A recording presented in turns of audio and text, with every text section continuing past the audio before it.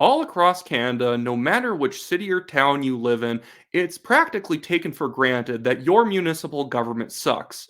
That the councillors and mayor in your town do not actually represent the views and values of the residents of that city or town.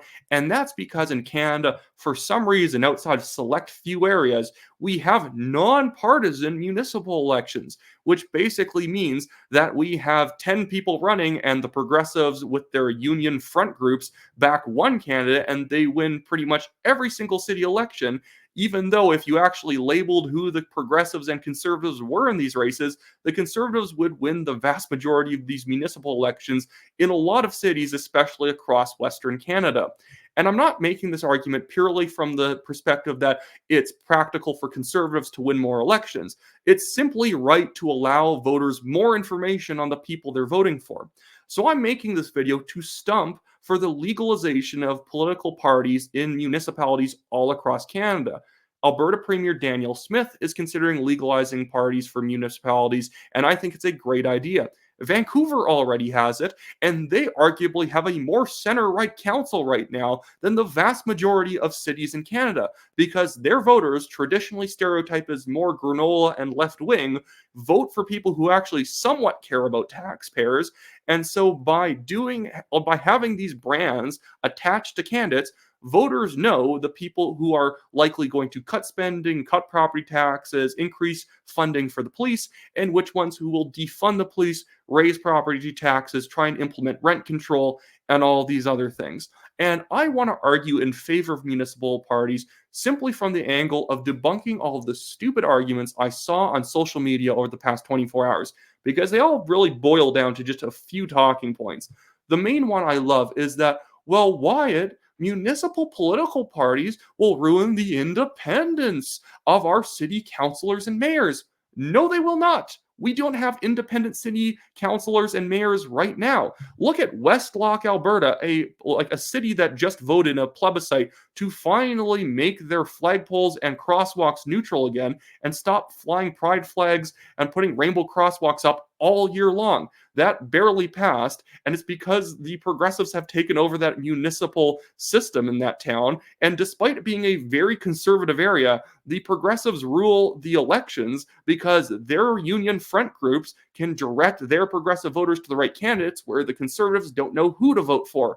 So in every municipal election, almost without fail across Canada, the progressive unions run one candidate, and the conservative, moderate, liberal people run like 10 candidates, because they actually believe it's an independent election, like the conservatives and liberals. They believe it's a nonpartisan election, so it's a best man win, we'll all go talk to voters. Whereas the public sector unions, like in Calgary through the front group Calgary's Future, they pour millions of dollars into getting volunteers out for one specific candidate in each area. These are not nonpartisan elections. They're highly partisan, except only one group is treating them like they're partisan. The reason the progressives do not want municipal political parties is because then conservatives could identify the one candidate that they should be backing, and then the progressives would actually be having to fight on a level playing field. And all these people saying, well, I want my counselor to be independent. I want to vote for someone who can vote however they like.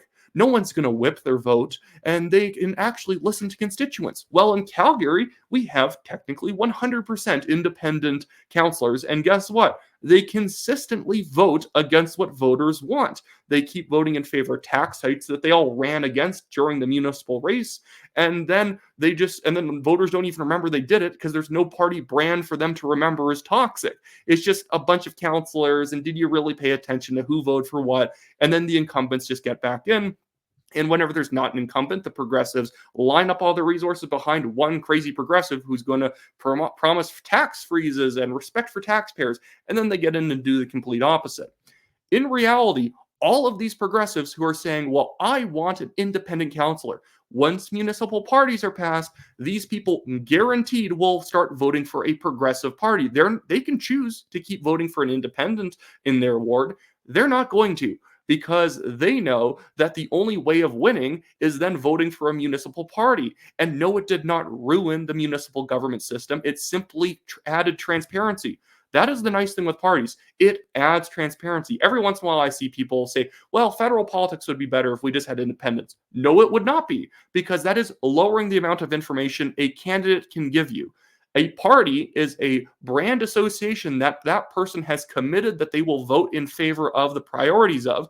And so you as a voter can say, well, the Calgary Taxpayers Party or Calgary United, I think that's actually a real municipal party that's probably going to come to Calgary. Well, Alberta United in Calgary, well, I'm going to vote for them because they're going to lower taxes. And if they don't lower taxes, or that particular council doesn't, that party's voters, that party's members will throw that person out. And so then we can reshuffle and get someone who will actually do the right thing. Right now, you can't hold any of these people accountable. We have recall elections, but they're jokes because you need so many signatures, you're just never going to do it.